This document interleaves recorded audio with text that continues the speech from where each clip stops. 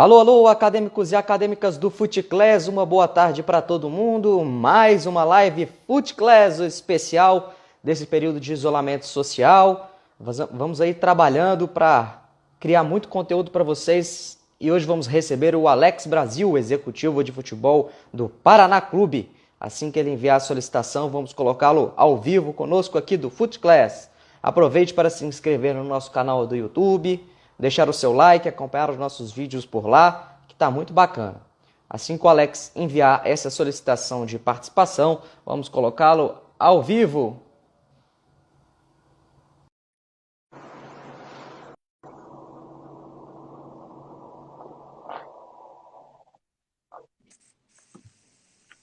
Boa tarde, meu amigo. Como vai, Caio? Muito prazer, que satisfação. Prazer todo meu, tá me escutando direitinho? Muito bem, muito legal poder estar aqui com você. Bacana.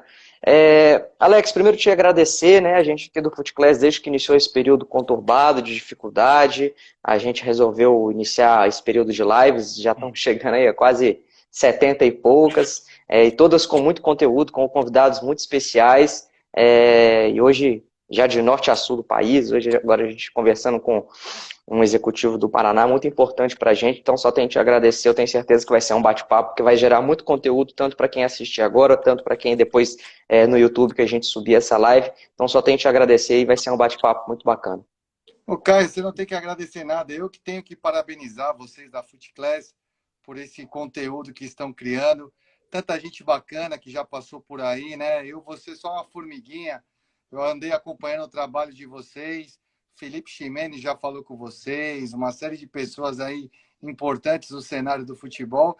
Então, antes de agradecer a você, eu tenho que parabenizá-los pelo trabalho, pela forma acadêmica de levar. Eu acho que o futebol necessita disso. É importantíssimo isso. Tem muita gente qualificada, muita gente que tem condições de estar atuando e não tem a oportunidade. Eu acho que a gente tem que estreitar isso e abrir os horizontes para esse pessoal que vem com vontade de querer mostrar o seu melhor. Mas parabéns mais uma vez pela FuteClass por esse trabalho belíssimo. Tamo junto, Alex. Obrigado. Mandar um abraço pro Marcelo da FutePress, todo o pessoal da FutePress que é sempre muito atencioso com a gente, sempre muito prestativo, muito profissional, nos atendendo aqui e fazendo isso que é importante para o futebol. Deixar o convite para todo mundo se inscrever no canal do FuteClass no YouTube. A gente tem um programa novo lá, Alex, que é o Resenha com FuteClass. A gente já fez 2 edições e na próxima quarta-feira a gente vai estar recebendo 3 grandes presidentes do futebol brasileiro, né? O Sérgio Santos Rodrigues, presidente do Cruzeiro, que foi eleito ontem, vai ter um desafio muito grande pela frente. O presidente do Fortaleza, Marcelo Paz, e o presidente do Bahia, Guilherme Belintani. A gente vai fazer um programa super especial lá no nosso canal e você também já está convidado para assistir e futuramente participar de uma das edições com a gente. Agora vamos lá, Alex, a gente preparou uma pauta super especial aqui para discutir com você.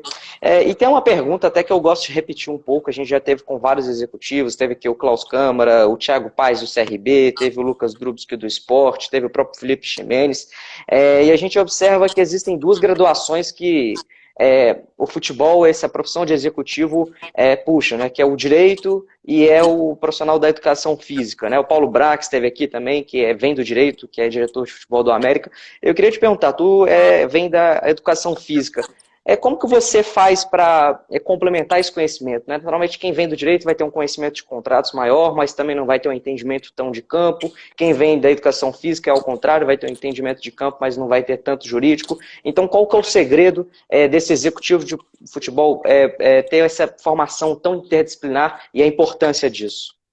Eu tive a felicidade, Caio, de militar em praticamente todas as áreas dentro do futebol, né? Como atleta, depois fui estudar educação física. E para você ter essa equipe multidisciplinar, você tem que saber o mínimo de todas as áreas, né? Isso que a gente tem que buscar, o que está acontecendo conosco aqui. Busca o conhecimento está aberto para todos. Cabe a cada um buscar o seu, né? Então, assim, a gente tem que saber de direito, sim.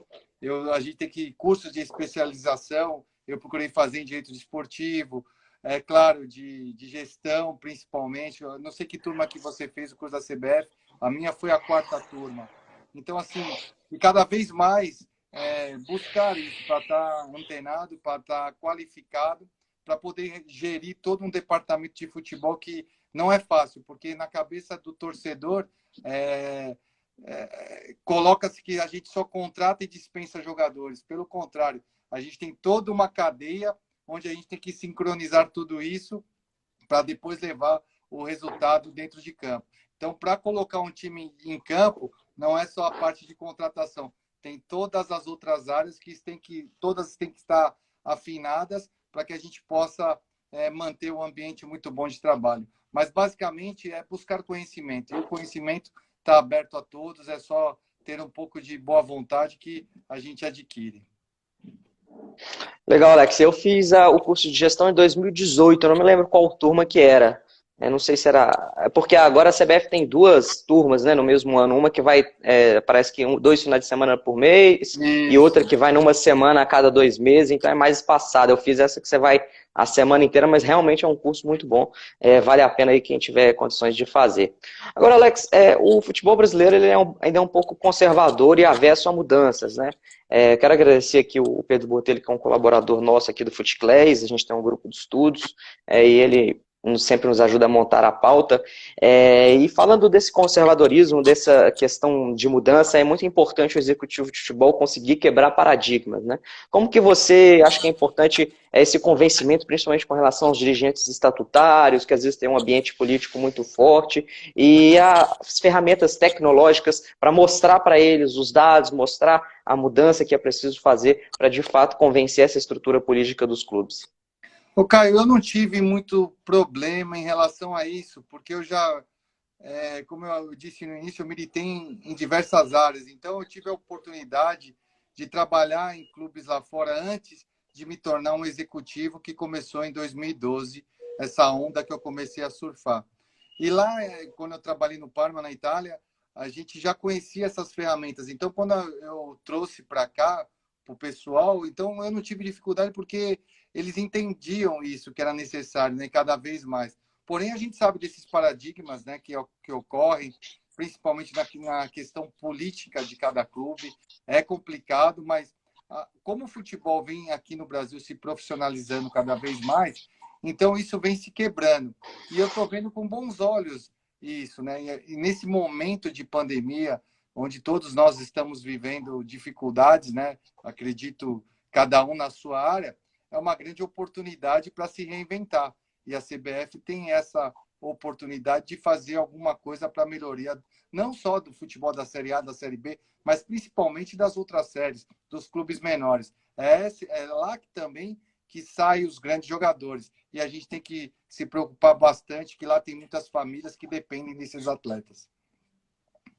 Interessante. Agora, Alex, dentro dessas quebras de paradigmas que estão sendo feitas, você falou muito bem, eu concordo, acho que o futebol brasileiro tem evoluído bastante, e você também tocou aí na questão do analista de desempenho, é uma profissão que tem ganhado força, apesar de que, né, eu posso estar errado, me corrija, o Brasil ainda está engatinhando um pouco, né, um clube grande, com mais recursos financeiros, tem em média aí 5, 6 profissionais de análise de desempenho, salvo engano, mas na Europa a gente já sabe que há departamentos com 20, e dependendo do clube até 30 profissionais, então assim, realmente muito bem trabalhado por setor, análise de mercado, análise de adversário. Como que você acha que a gente pode evoluir mais nesse aspecto? E são muitos números, né? Como não se afogar nesses números e saber dissecar o melhor deles, levar o melhor da informação para todas as estruturas do clube? Caio, eu vejo da seguinte forma, são duas estradas aí, né? A análise de desempenho da parte técnica do campo, do adversário, é uma coisa. E você tem um setor de scout, onde você vai buscar os atletas, é outra coisa. Então tem que ser dividido dessas duas formas. Mas é claro que lá fora o futebol é visto totalmente diferente. E a gente está evoluindo nisso, né? Então eles tratam profissionalmente, realmente. E a importância de um scout, né, dentro de um clube lá fora, é uma coisa assim absurda. Tanto também que o analista de desempenho, com aquele que estuda o adversário, também hoje em todos os clubes é fundamental lá fora. E aqui também, né? A gente está engatinhando, é um nicho novo de mercado, tem grandes profissionais aí atuando. Poxa, eu tenho diversos amigos aí, até se eu começar a citar, eu posso esquecer de alguém, mas todos que eu tive a oportunidade de trabalhar, todos foram fantásticos e todos deram sua contribuição para o clube 100%. Isso que nos deixa muito contente. Aí o Marcelo entrou aí. Marcelo, acabei de citar você aí, agradecendo você, toda a FUTEPRESS, sempre muito profissionais aí com a gente aqui, uma parceria muito legal. Agora, Alex, a gente sabe que o setor de scout de mercado, né, que você citou aí, dentro dessa estruturação do departamento de análise, que deve ser dividido, você explanou muito bem, ele auxilia muito na questão financeira também, né, porque à medida que você tem um planejamento de contratação, que você consegue ir no mercado de maneira mais pontual, que você consegue ter informação para, de fato, acertar na contratação e minimizar os riscos financeiros. Isso é muito importante, principalmente para os clubes que têm menor poderio financeiro, né? Porque os grandes podem ir no mercado e podem errar mais, né? Os menores já nem tanto, né?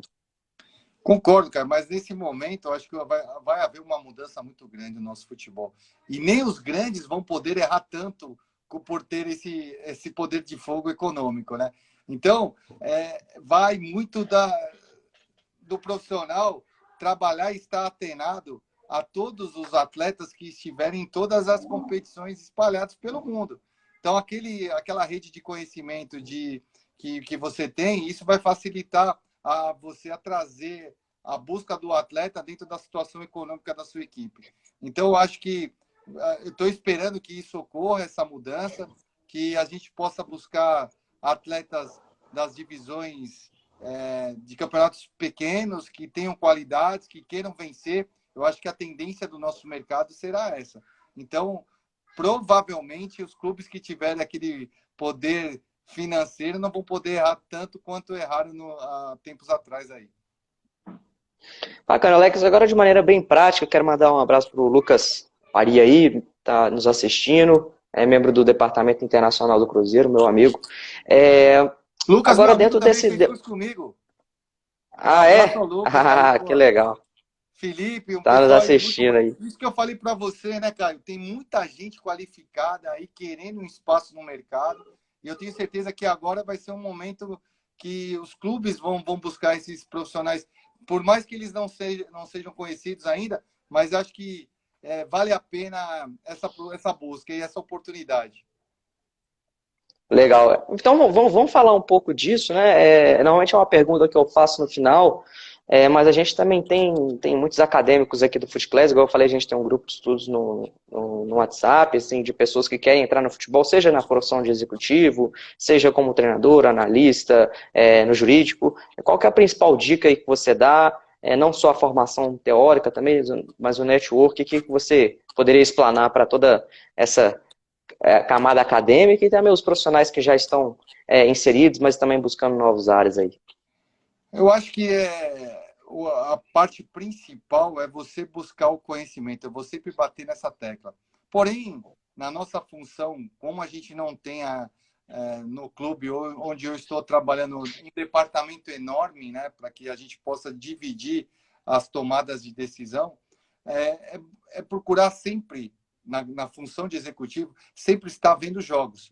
Essa é a coisa fundamental. E, claro, você ter uma rede um network, uma rede de observadores, de empresários que você confie, quando você te oferece um atleta, você buscar todos os dados naquelas plataformas que todos nós conhecemos, em números, né? Porque números não mentem, mas a grande coisa é você, em loco, visualizar o atleta que porventura você quer contratar em loco. Claro que isso fica muito difícil pelo momento econômico de cada clube, mas eu acho que a parte principal é assistir jogos. E dentro daquilo que as carências que você percebe dentro da sua equipe, com a análise dos jogos que você tem feito, junto com o analista de desempenho, a pessoa do mercado, eu acho que isso facilita muito na hora da tomada de decisão. Interessante, Alex. Agora, então, juntando um pouco nessa parte de mercado aí, a gente tem visto uma geração deixar o Brasil, né, um êxodo muito cedo. O Real Madrid mesmo contratou o Rodrigo com 18, o Renier, o Vinícius Júnior. Então, assim, uma geração com É claro que a FIFA proíbe a transferência com 18 anos, mas normalmente, às vezes, o clube aceita a transferência antes e, a hora de fazer os 18, ele vai, a caso, por exemplo, do João Pedro do Fluminense.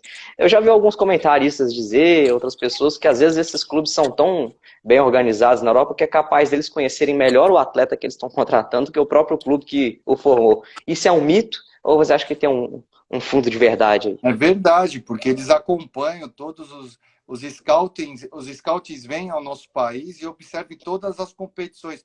E as competições mais famosas hoje, creio que é a Copa São Paulo, a Taça BH. Antigamente, eu quando trabalhei no Parma e fiz essa função, eu ia muito na Copa do Rio Grande do Sul, agora que é RS, né? Era Brasileiro Sub-20 no Rio Grande. Isso ocorre. Então, não é um mito, não, é realidade. Eles sabem disso. Porém, tem uma particularidade que eu tenho, até que posso colocar para vocês. É, casos, assim, é um caso que eu tive a oportunidade de participar diretamente quando eu estava trabalhando no Curitiba. A gente negociou um atleta, que é o Rodrigo Gucci, que é da seleção brasileira. Ele não tinha 18 anos ainda, porém, ele tinha a dupla cidadania. Com 16 anos para 17, a gente conseguiu. Acho que ele tinha 16, transferimos ele, mas tudo legalmente, via TMS. Porém, a FIFA exige do clube, que no caso foi o Atalanta, algumas coisas, que o garoto ia estudar lá, tinha uma série de requisitos que o Atalanta tinha que fazer para fazer essa transferência via TMS. Então, assim, uma dica aí, quando tiverem um atleta com dupla cidadania, é possível transferi-lo legalmente com a É. menoridade de 18 anos, né? Mas Isso é praticamente é isso. um Não é detalhe mito, não, interessante. cara. É realidade mesmo, que os caras sabem mais do que a gente próprio aqui, porque eles acompanham. Eles vivem disso. Então, eles vêm aqui só para assistir os jogos e acompanhar os atletas. Agora, interessante, Alex, agora uma pergunta mais prática que eu gostaria de fazer. Você colocou aí da importância de assistir jogos, né? Para quem quer ter uma análise melhor do jogo, existe alguma ferramenta gratuita que pode ser utilizada? A gente sabe, por exemplo, o Transfer Market, não sei se talvez é a mais completa, tem o Longomat ali de você mexer algumas situações. Então, assim, é uma pergunta bem prática mesmo, para quem quer brincar ali, estudando, mesmo num tempo de folga ali, para poder se aprimorar, tem algumas outras ferramentas que você poderia indicar, sugerir para a pessoa se familiarizar e poder estudar um pouquinho mais? Essas são as gratuitas, são essas, né? Eu sempre utilizei, há anos já utilizo, eu acho que eu fui um dos pioneiros em conhecer essa ferramenta que era o iScout, né? Sempre utilizei ela, que eu tive a oportunidade de ver lá fora. Mas uma ferramenta que está sendo muito utilizada, que eu utilizei agora em Portugal, é uma novidade que lá os clubes têm utilizado muito. É tipo assim, essa ferramenta, eu não me recordo, usei pouco, mas era a conversa entre clubes para transferir atletas diretamente sem intermediário, no caso, o empresário. Então, assim, o empresário iria participar da situação a partir que fosse negociar o salário do seu atleta, né, que ele representa. Porém, as tratativas todas eram feitas de clube para clube. Então, já existe uma plataforma que realiza isso. Claro que a plataforma tem um percentual, caso a transferência se concretize, mas foi uma coisa muito interessante, que eu não vou me recordar o nome aqui, quando eu estava no Portimonense, eu vi isso e achei super legal, e pode ter certeza que em breve deve estar no nosso país para estar sendo utilizada já também. Legal, Alex. Agora, uma outra pauta que eu gosto de tratar aqui é a questão do orçamento financeiro do ano, né? O executivo tem um papel fundamental nesse planejamento. Acaba que muitos clubes colocam no planejamento do ano um resultado esportivo, né? Seja uma classificação para a Copa do Sim. Brasil, que hoje tem uma rentabilidade muito grande, seja um título. Tanto quanto você acha que isso é imprudente, você colocar como uma receita certa uma classificação até determinada fase da Copa do Brasil? Claro que eu sei, né, da parte, a gente tem que saber, como no início da conversa, a gente tem que saber um pouquinho de cada área, da parte contábil também, a gente tem que ter essa noção, mas quando é feito esse planejamento, principalmente da parte estatutária, e quando chega em nossas mãos, é um choque, né? Claro que hoje, dentro da realidade que nós estamos trabalhando no Paraná, no início da temporada, nós não tínhamos orçamento assim pré-estipulado, porque a dificuldade existia, né? Então, nós tivemos que nos adaptar a isso. E isso foi uma grande sacada, acho que nossa, quando nós começamos a contratar jogadores vindo com seus salários pagos de outros clubes. Então, isso agora, no momento de pandemia, claro, se a televisão deixar de pagar os clubes, vai ter um impacto, sem dúvida nenhuma. Mas, dentro da nossa realidade, eu vejo que o Paraná tem tudo para... Todo mundo vai começar do zero nesse momento. Então, nesse sentido. Claro que quando você tem um orçamento a ser gasto, eu procuro trabalhar em cima do orçamento que foi me dado. E nunca tive problema, graças a Deus. Interessante, Alex. Agora, então, falando um pouco dessa parte financeira, que eu acho que é importante a gente tratar, alguns executivos têm vindo aqui e falando que essa pandemia ela vai ser um marco muito grande, porque antes dela era muito claro que o futebol estava muito inflacionado, né? Atletas e intermediários exigindo salários absurdos, até treinadores também. E você acha que vai ser um novo marco, assim? Claro que a pandemia é péssima, mas ela, pelo lado do futebol, ela vai dar uma estagnada nessa inflação, vai dar uma diminuída nos salários, assim, de forma que fique mais para os clubes conseguirem se adequar melhor? Sem dúvida. Eu acho que vai ser realmente esse marco, vai ter que existir essa mudança. É notório que todos os clubes estão com dificuldades econômicas. Então, assim, eu costumo dizer que a gente costuma copiar tanto os europeus, né? Então, já que nós vamos copiar tanto os europeus, porque recentemente eu passei pelo futebol português e veio a nomenclatura dos extremos, né? Que veio do futebol português. Trouxemos para cá. Aí daqui a pouco vão começar a se falar os médios, que não é nem o volante nem o meia. Então, traz também. Então, vamos copiar as coisas boas também, já que o nosso futebol e todos os clubes estão com dificuldade. Em Portugal, foram criadas as SADs. E por que não fazer isso? O governo de Portugal, juntamente com a Federação Portuguesa, claro que tem toda uma questão tributária que tem que ser adequada, mas o exemplo está lá, acho que para melhoria, para melhoria dos clubes, porque hoje a Lei Pelé tem que ser revista, porque hoje prejudica totalmente os clubes. Os clubes hoje, por esse motivo, estão todos quebrados praticamente. Então, vamos buscar as coisas que vêm dando certo, porque há anos atrás o futebol português estava acabado, e a partir do momento que foi criada as SADs, eles começaram novamente a fazer o negócio a girar. Então, já que nós queremos tanto seguir os exemplos dos europeus, está um belo exemplo para os comandantes, para os estatutários que comandam o futebol, fazerem, para que a gente não fique aí com o futebol quebrado e preocupante para todas as áreas, todos os setores. Interessante, Alex.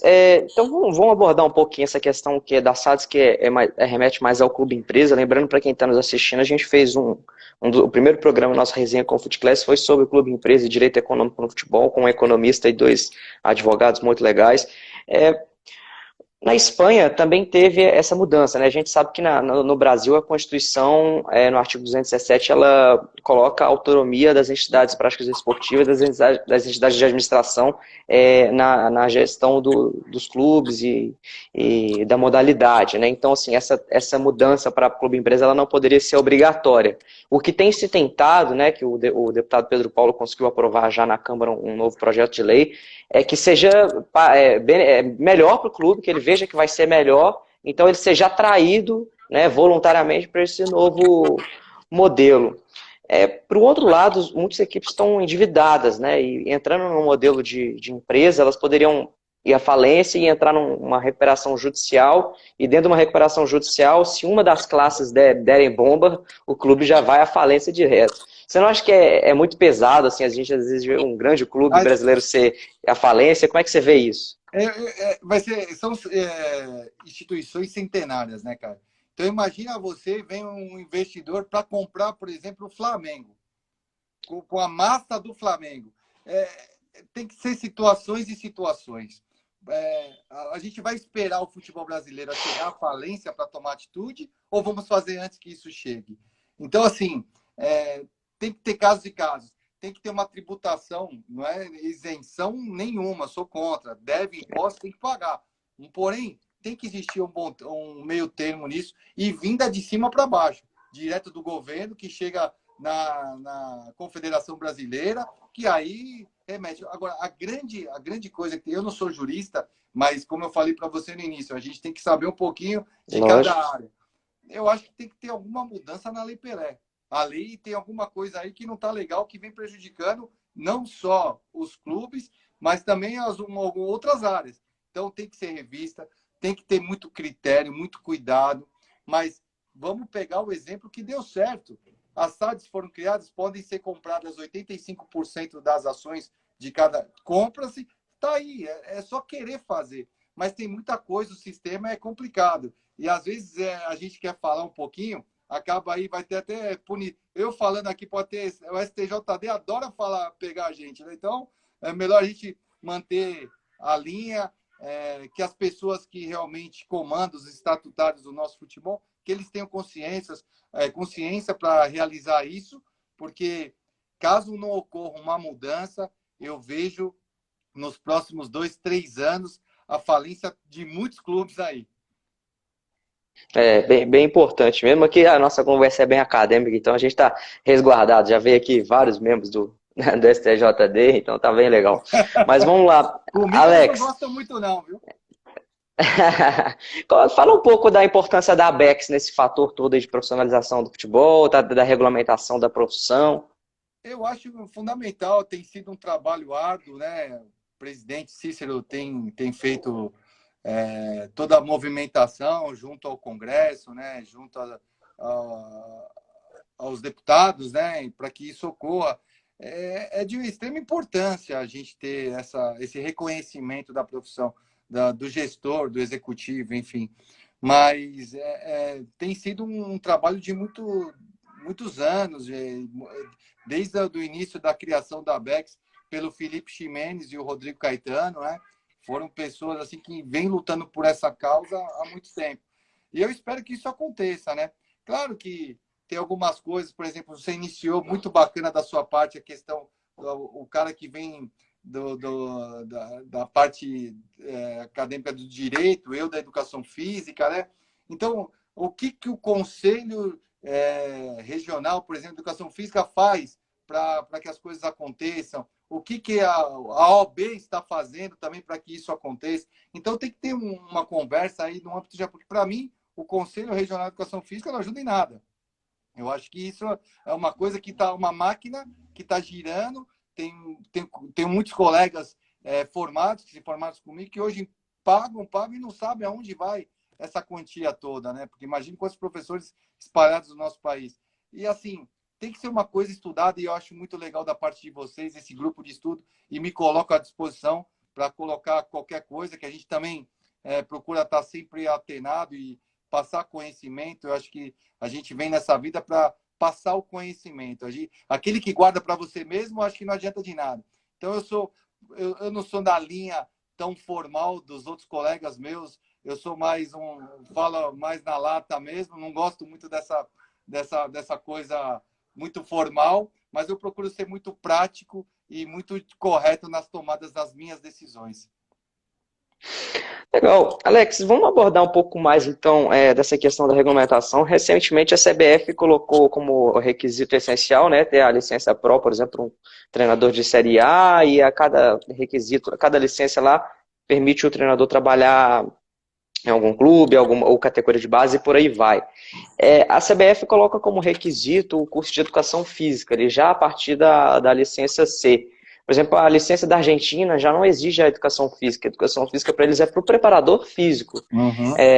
Como que você vê isso? Você acha que é essencial mesmo o profissional que vai ser treinador, ser da educação física?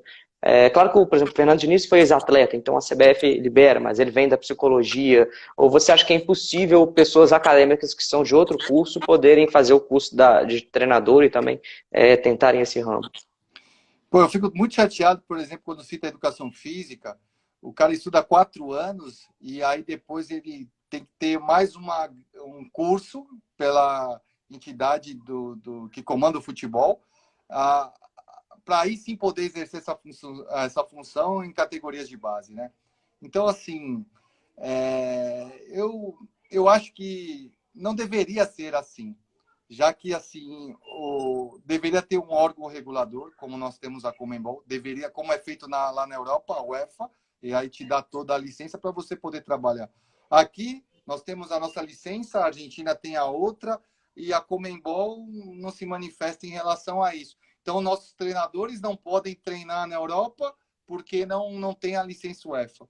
Então, deveria ter o órgão regulador, como a Conmebol, né? Ela deveria fazer isso, regularizar todos, para daí sim... Unificar. Claro, sem dúvida nenhuma. Então, ao invés das pessoas estarem focadas em outras coisas que não deveriam, e eu falo da parte financeira, tem muita gente que lucra muito com isso, deveriam fazer a coisa correta. Então, assim, é notório, e eu ponho a minha cara para falar, porque nós temos um presidente que foi eleito recentemente na CBF, mas o anterior está guardado nos Estados Unidos. Não sei se pela idade voltou. O outro estava lá, não sei se está no Rio de Janeiro, que também não sai de casa. Daí a gente vê que a coisa não é séria, infelizmente. E poucos têm a coragem de falar e pôr a cara para bater. Eu, como não tenho rabo preso com ninguém, eu falo sem problema nenhum, porque eu acho um absurdo. Outra coisa que eu acho um absurdo, cara, é, por exemplo, com todo o respeito ao STJD, aos profissionais, que lá Claro. é um trabalho, mas você trabalha e não é remunerado? Nunca vi isso. É. Como é que pode? Os caras gastam horas, então deveria ser feito uma coisa. Para ser um magistrado, você tem que cursar o acadêmico, o direito, né? Para depois você prestar um concurso público para virar um magistrado.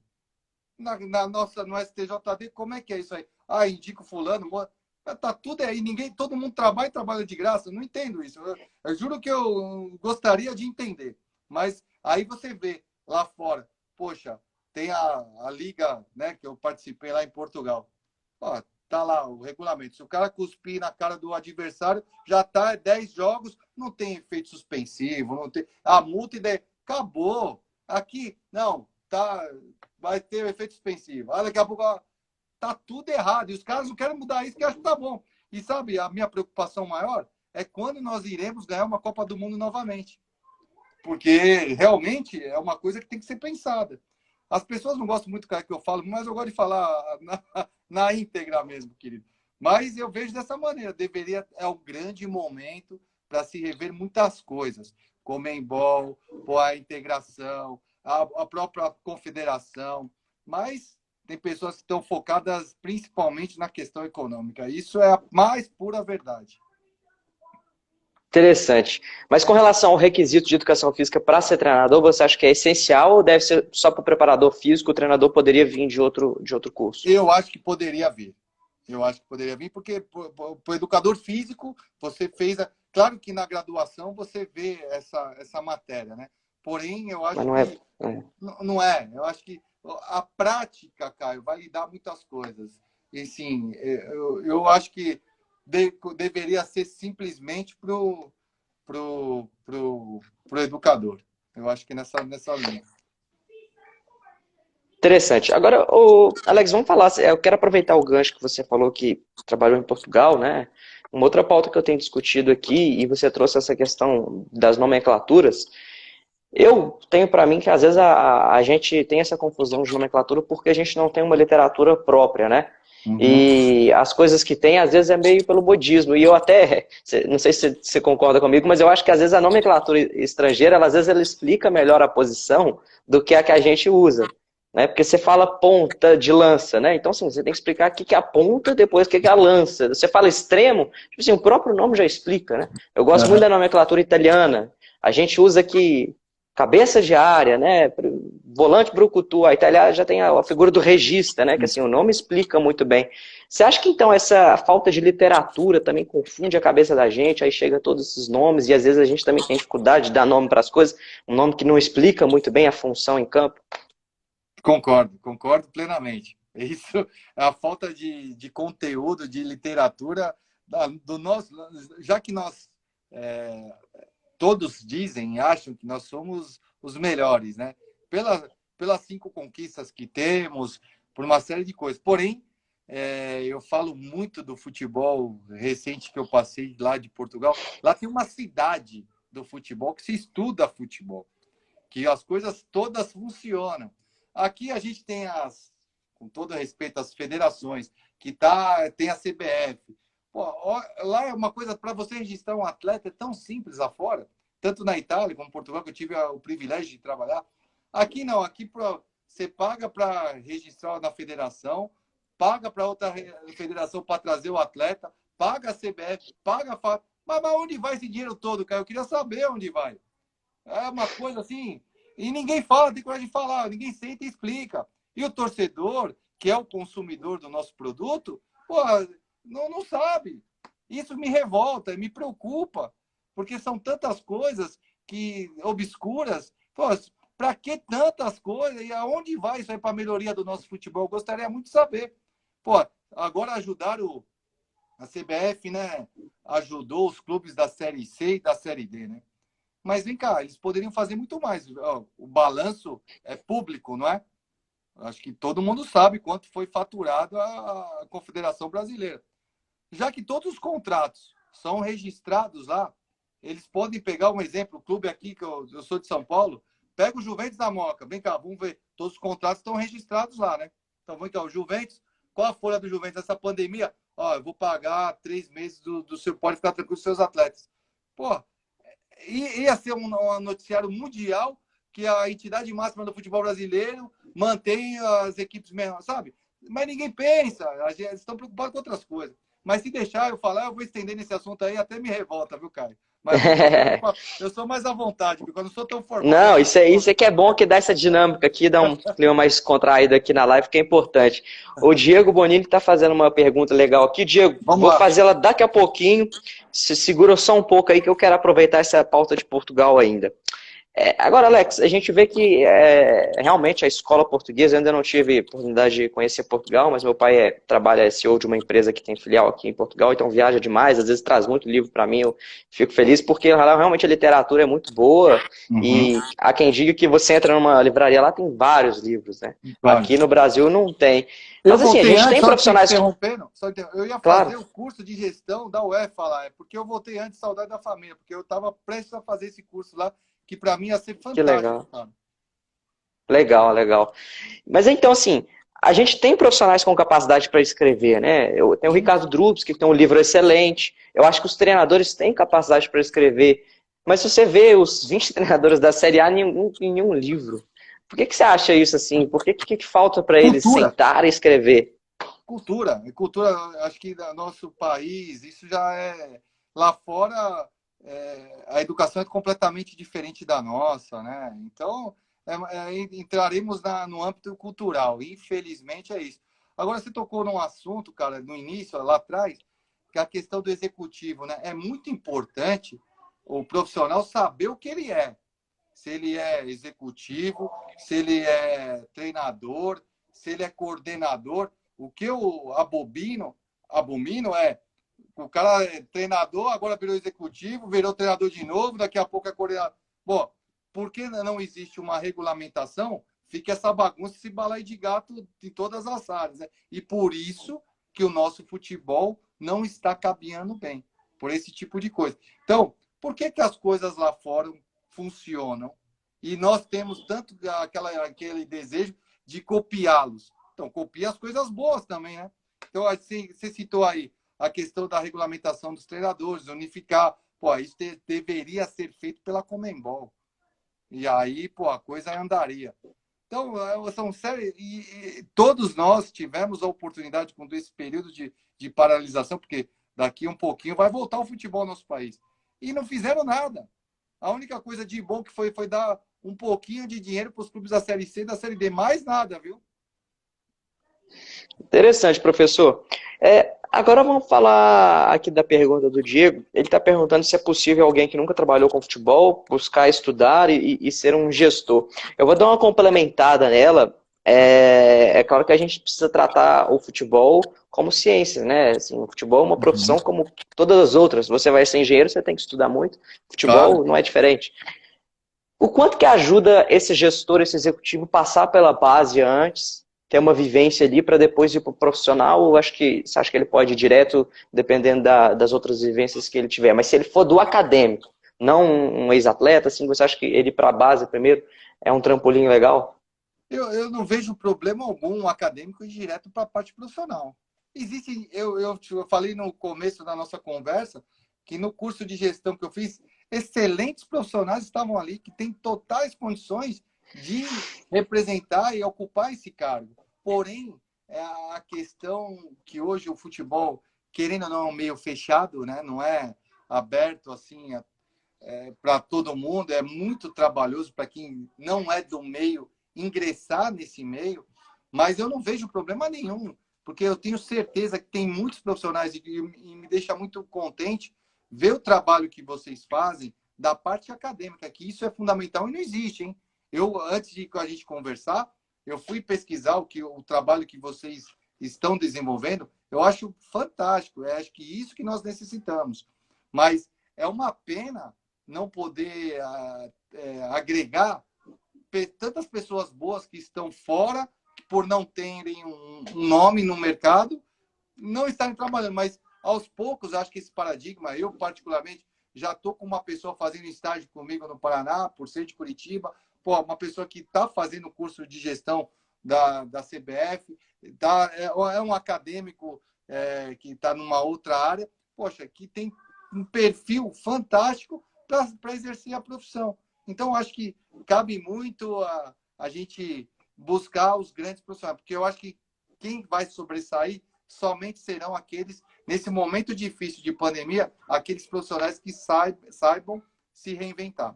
Eu acho que vai ser o grande diferencial nesse pontapé inicial aí da volta ao futebol.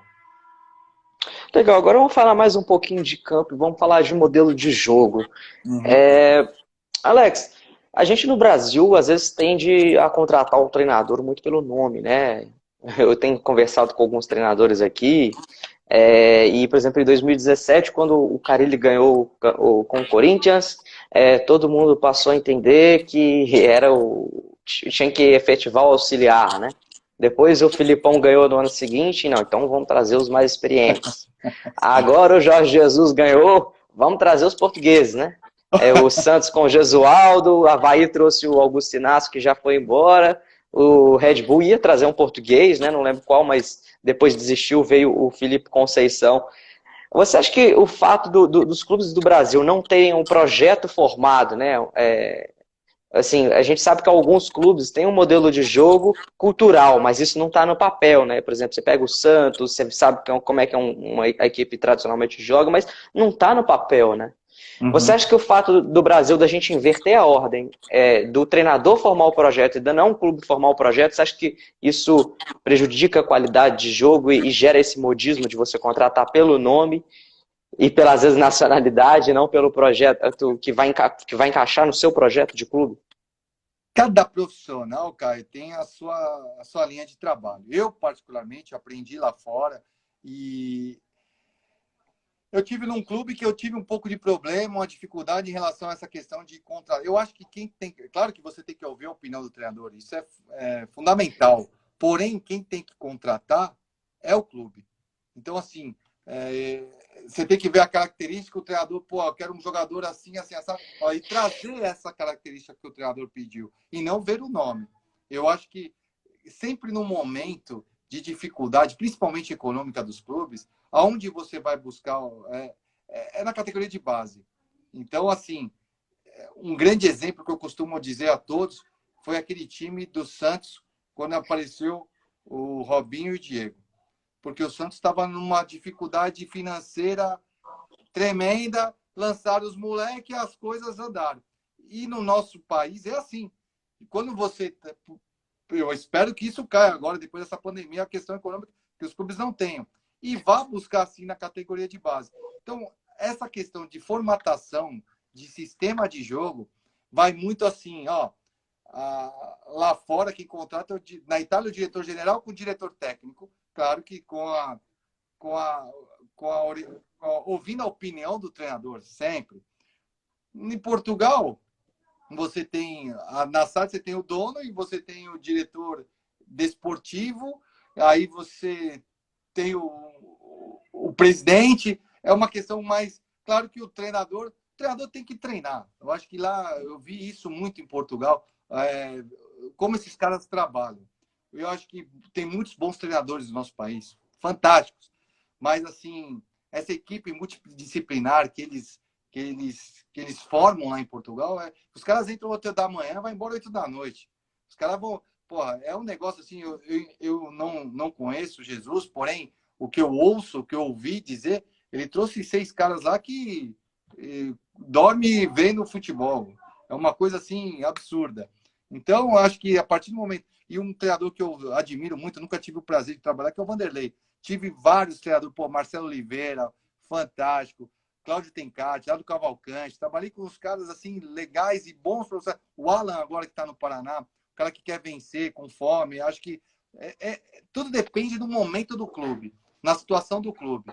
Aí você vai adaptando. Mas a minha opinião, claro que eu ouço a opinião do treinador, porém, quem tem que contratar é o clube. O treinador tem que treinar e botar a equipe em campo. Interessante. Agora, Alex, é possível um clube que tem um poderio financeiro menor ter um estilo de jogo mais propositivo ou naturalmente, como ele vai enfrentar uma agremiação que pode contratar atletas melhores, ele vai ter que ter um jogo mais reativo?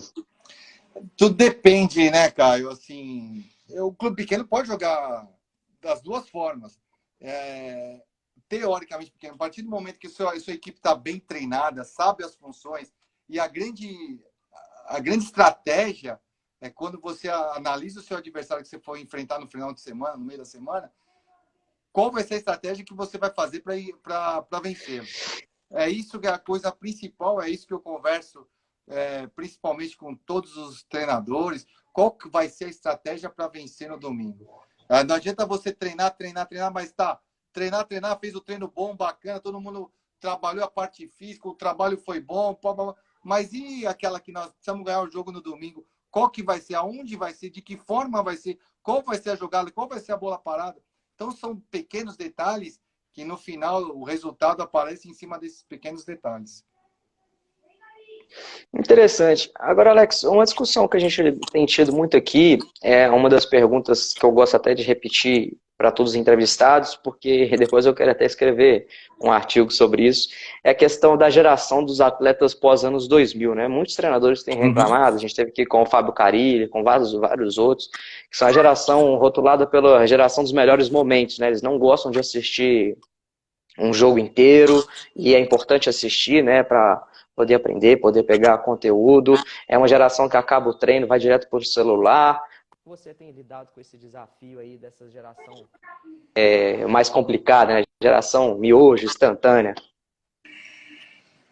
Eu acho, cara, que eu vejo pelo meu filho de 9 anos que vai completar, cara. Esse negócio da internet, do videogame, a gente tem vários estudos, acho que você ainda mais pode falar com propriedade.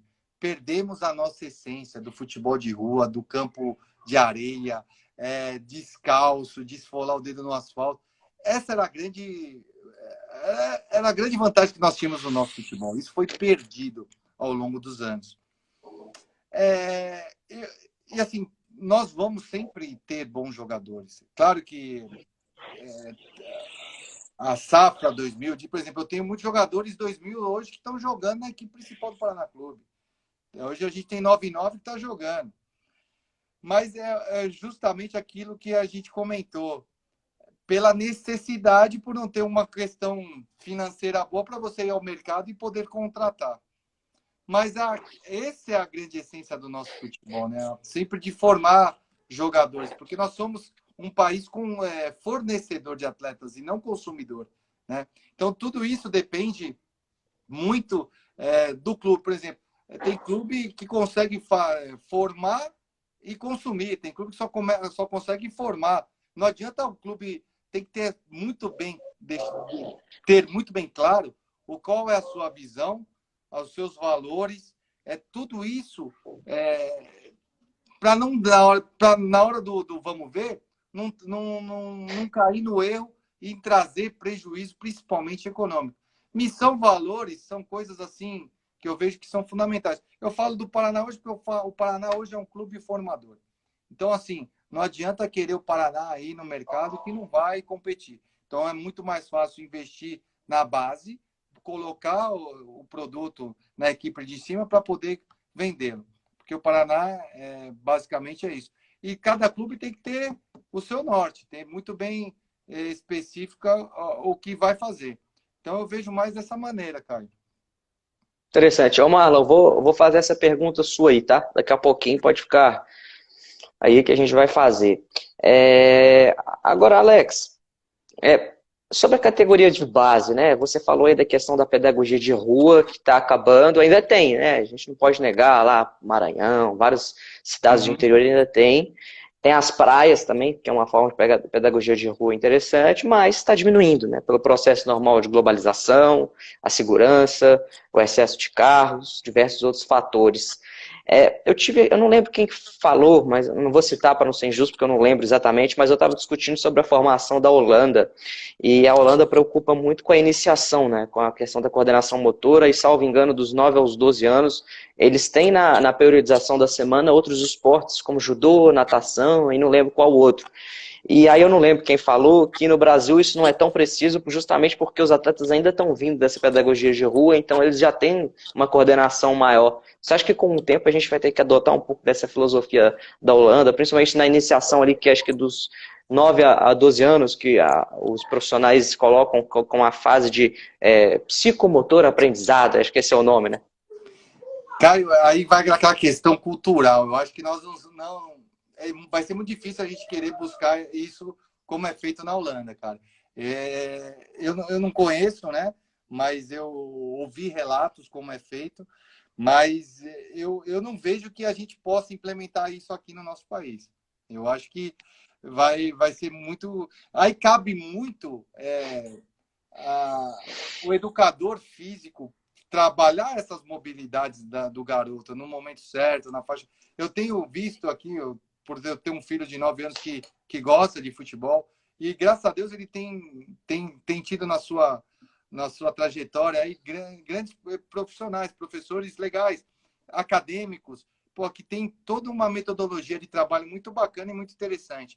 E isso tem me deixado muito contente. Então, esses profissionais que tem que fazer esse trabalho. Claro que a categoria de base tem que dar sequência nisso, né? Todo um processo até chegar na entrega final do produto, que é o atleta na equipe principal para gerar retorno, né? Então, mas em relação a essa comparação com a Holanda, eu acho muito complicado a gente tê-lo aqui. Interessante. Alex, agora vamos fazer a pergunta do Marlon. Ele está perguntando sobre futebol feminino, está perguntando até sobre o caso do Paraná, mas eu vou aproveitar para fazer uma pergunta mais ampla, até porque a gente gosta aqui de perguntar sobre a opinião do profissional de modo geral e não necessariamente no clube que ele está. Você acha que é um pouco injusto com o futebol feminino, os clubes em geral, buscarem a terceirizar ele, até para não gerar vínculo empregatício com as atletas? É uma realidade, né? Acaba que o futebol feminino não tem a mesma receita, então, assim, vai demorar um tempo para realmente ter esse vínculo direto entre entidade, prática desportiva e atleta, né?